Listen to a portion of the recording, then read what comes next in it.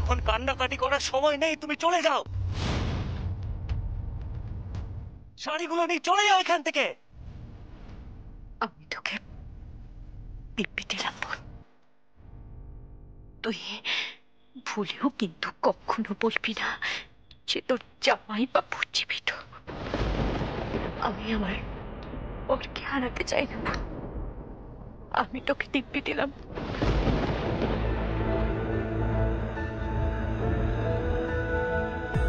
তোর স্বামী আগুন নিয়ে খেলছে। আগুন নিয়ে ও খেলছে না, আগুন নিয়ে খেলছিস তুই। চলে যাও পিয়ন, চলে যাও। বিপিনের লোক খবর পেলে আমাদেরকে ঘিরে ফেলবে। যাও এখান থেকে, যাও।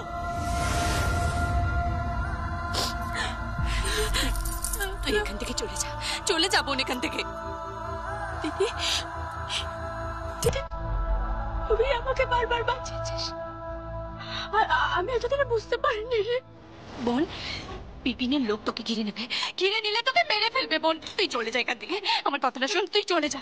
যাও পিয়ন, চলে যাও, যাও। যাচ্ছি আমি।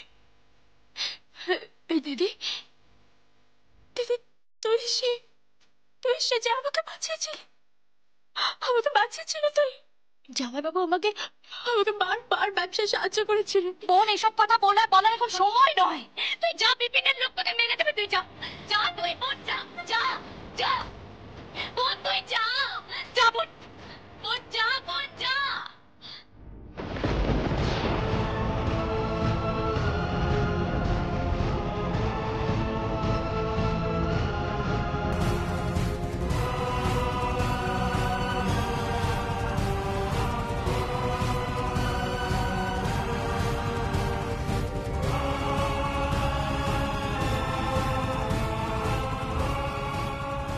ছিলাম, এসো ছিলাম, চলো এখান থেকে, চলো।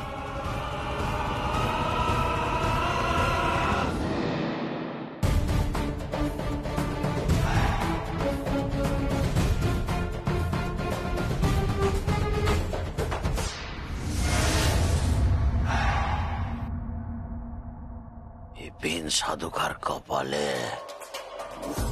ভালোবার ঠেকিয়ে আনছে, ভালোবার ঠেকিয়ে আনছে। ছিড় দাবা, ছিড় দাবা। একটা গপ্প আছে, একটা জামাই বাবু আছে, একটা দিদি আছে। ওটা ঠেকেছে কেন? মুখোশটা কেন আছে? মুখোশ কেন বিপিন?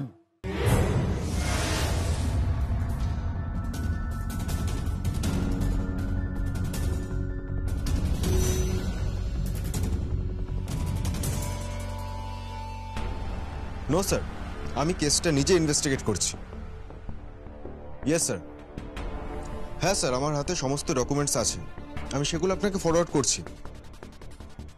হ্যাঁ স্যার, আমি 100% কনফার্ম। ওকে স্যার, ওকে।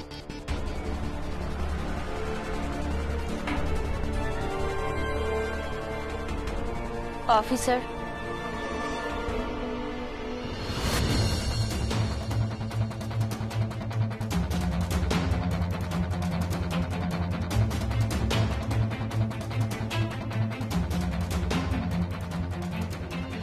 শিমুনি, তুমি এখানে?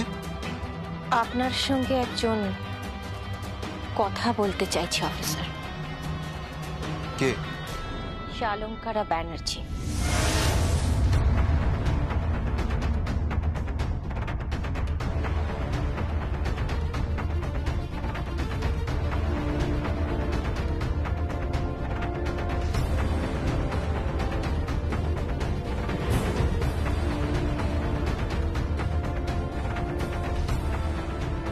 মিস্টার দত্ত,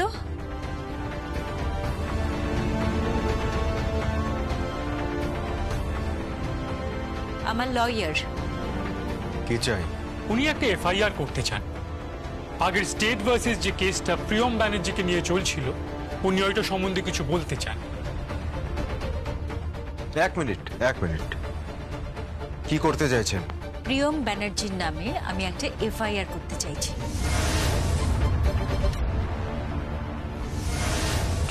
কিসের জন্যে?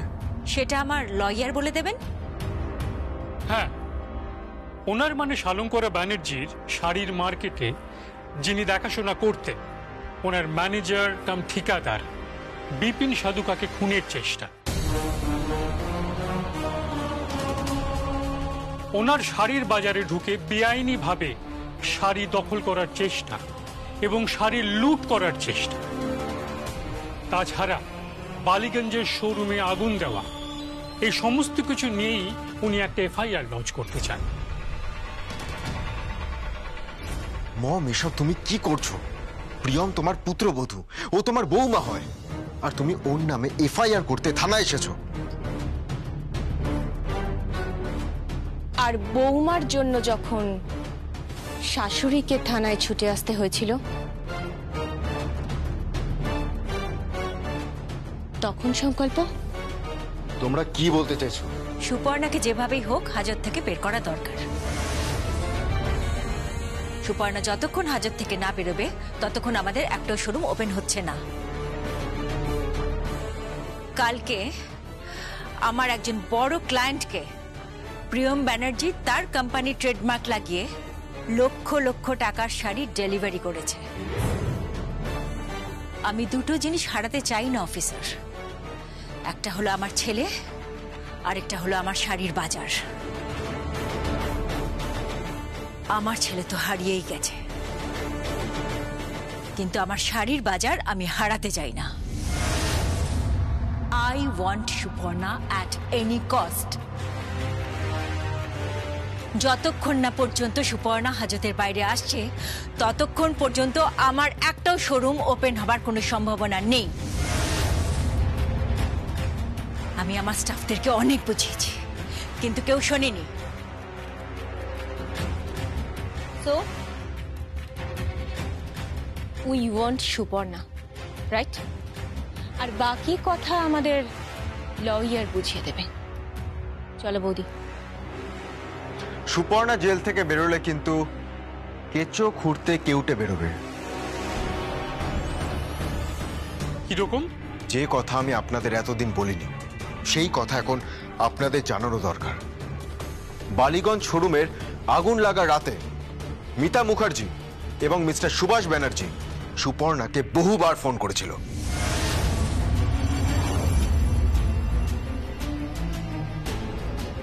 মিথ্যে কথা, মিথ্যে কথা বলছো, মিথ্যে কথা।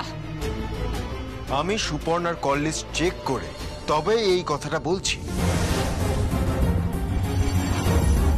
সেটা একটা সলিড এভিডেন্স যেটা আমার কাছে আছে।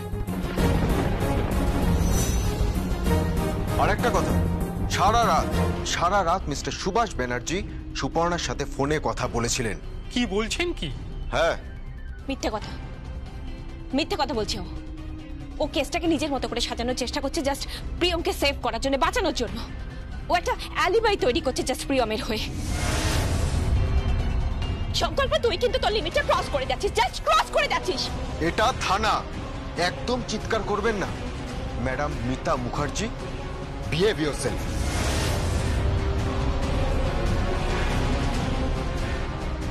নইলে কি করবি? ওকে অ্যারেস্ট করবি? ওকেও হাজতবাস করাবি? বল বল, কি চাস? আর কি বাকি আছে? নাকি নিজের মাকে অ্যারেস্ট করবি, হাজতবাস করাবি আমাকে, তাই তো? বল বল, কি চাস? Mom please, mom please, please cool. Mom, ব্যাপারটা একটু বোঝার চেষ্টা করো। তোমাকে তো আমি একটা কথা বলি, কাকাই সেদিনকে আমাকে বলেছিল ওই অগ্নিকাণ্ডের সময় উনি এক আই স্পেশালিস্টের কাছে গিয়েছিল। সেই আই স্পেশালিস্টকে আমি থানায় ডেকে তার জবানবন্দি নিই। দাঁড়াও,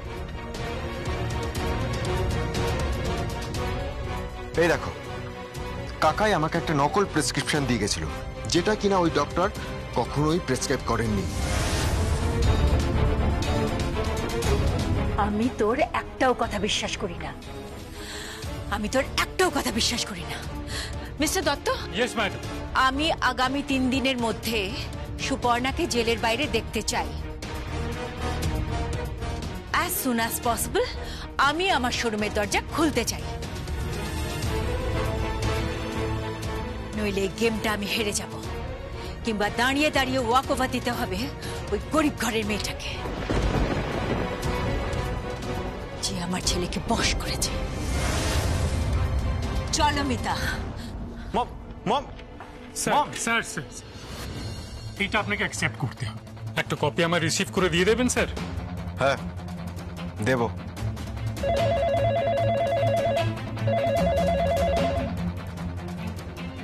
হ্যালো, শিওর।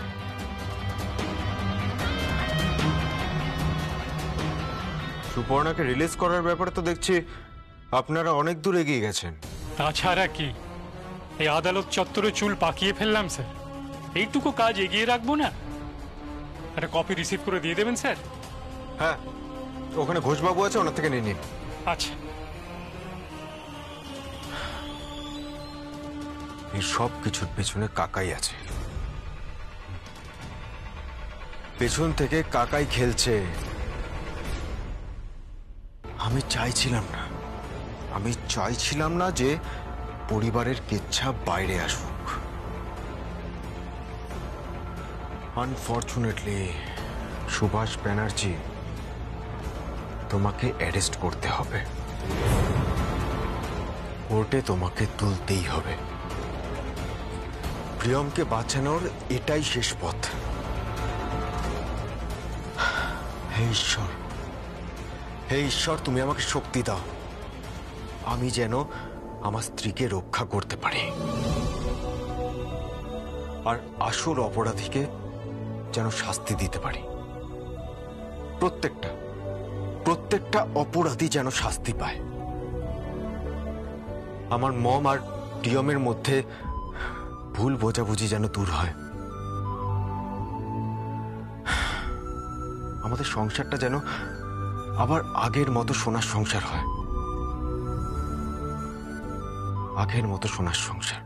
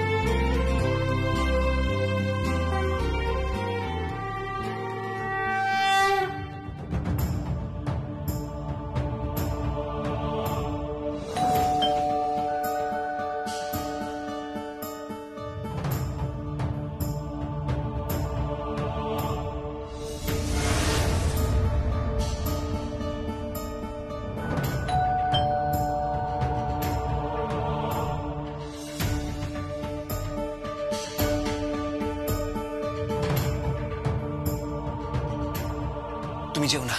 কেন? তোমার মা এসেছেন।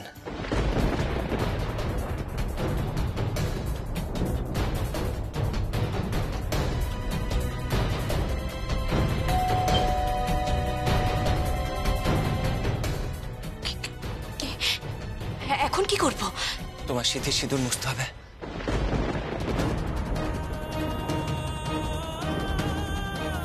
তোমার শাখা পলা। না, আমি পারবো না, আমি কিছুতেই পারবো না। তোমাকে পারতেই হয়েছিলাম। তুমি কেন বুঝতে পারছো না? তুমি আর জীবিত আছো, আমি এটা কেন করব? আরে আমাকে জীবিত রাখার জন্য তোমাকে এটা পারতে হবে। আমি পারবো না, আমি কিছুতেই পারবো না। তোমাকে পারতেই হবেছিলাম। তুমি কেন বুঝতে পারছো না? কলিং বেল বাজে সেই থেকে দোহাই তোমার, আমি হাত জোড় করছি। এর মধ্যে বিপিন জেনে গেছে যে আমি জীবিত। এরপর আস্তে আস্তে সারা পৃথিবী জানবে, তারপর আমার নিজেকে সবার থেকে আড়াল করা খুব ডিফিকাল্ট হয়ে যাবে। তুমি কেন বুঝতে পারছো না? আমি রিকোয়েস্ট করছিলাম, প্লিজ এক মিনিট দাঁড়াও। নাও প্লিজ, এটা পড়ে নাও। পারবো না আমি। তোমাকে এটা পারতেই হবেছিলাম। আমাকে বাঁচানোর জন্য তোমাকে এটা পারতে হবে। কেন বুঝতে পারছো না কেন?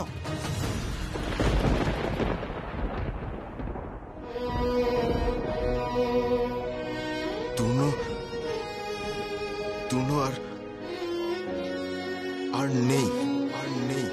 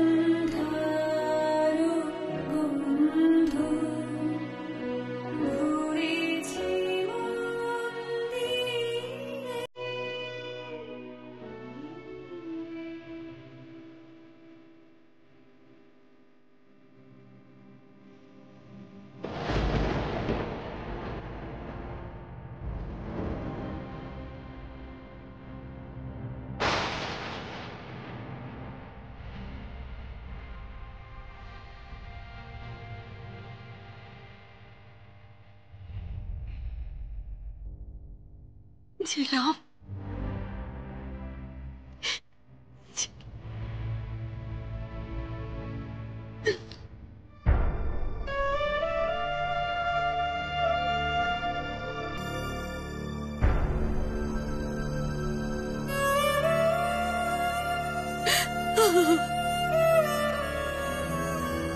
তোকে তোকে এই সাজে দেখতে হবে কোনোদিনও ভাবিনি মা, কোনোদিনও ভাবিনি।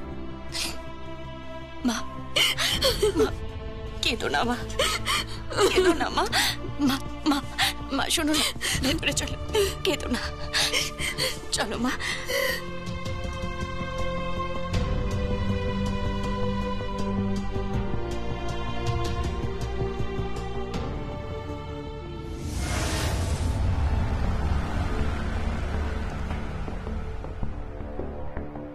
স্যার, জিলা ম্যাডামের বাড়িতে ওনার মা ঢুকেছেন।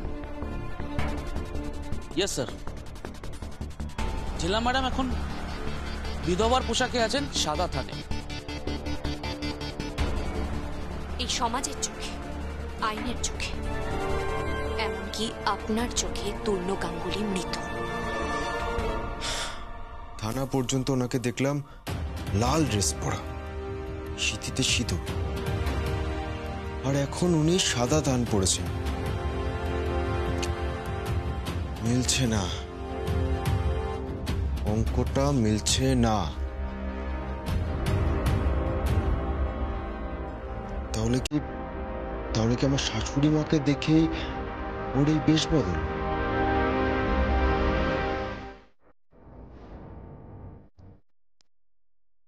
প্রিয়ম,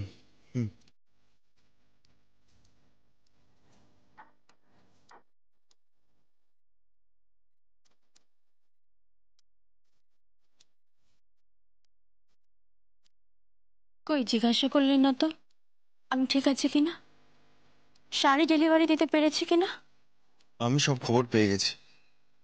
ওখানে সিভিল ড্রেসে পুলিশ ছিল, তারা আমাকে জানিয়েছে যে তুমি ওখান থেকে ঠিকঠাক বেরিয়েও গেছো আর সমস্ত শাড়িও ডেলিভারি হয়ে গেছে।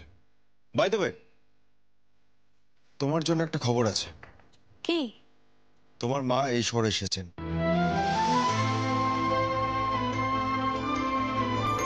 কি বলছেন কি আপনি? মা কোথায় এসেছে? তোমার দিদির বাড়িতে, ঝিলামের বাড়িতে।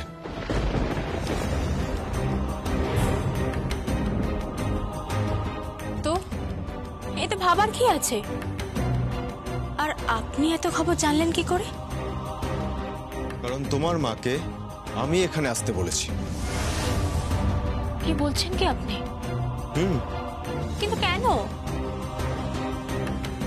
শুধুমাত্র এটা যাচাই করার জন্য যে তোমার জামাইবাবু তূর্ণ গাঙ্গুলি জীবিত না মৃত।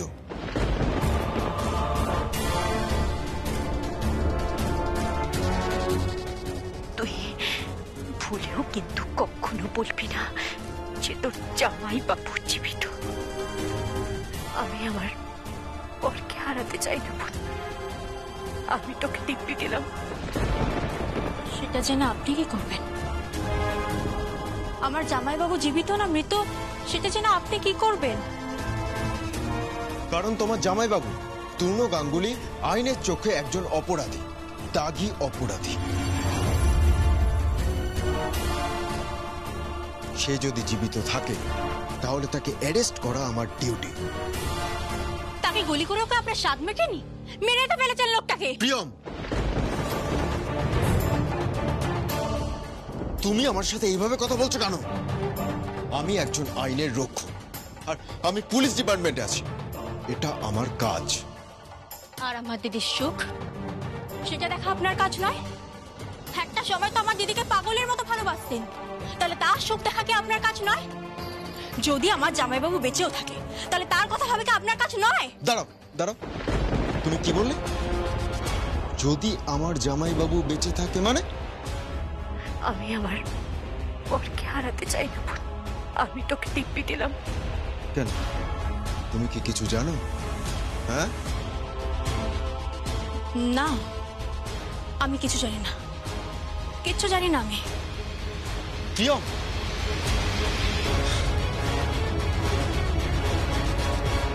প্রিয়ম কিছু তো একটা জানে, হ্যাঁ, কিন্তু কি? তাহলে আমি যেটা সন্দেহ করছি সেটাই কি ঠিক? তরুণ গাঙ্গুলি জীবিত।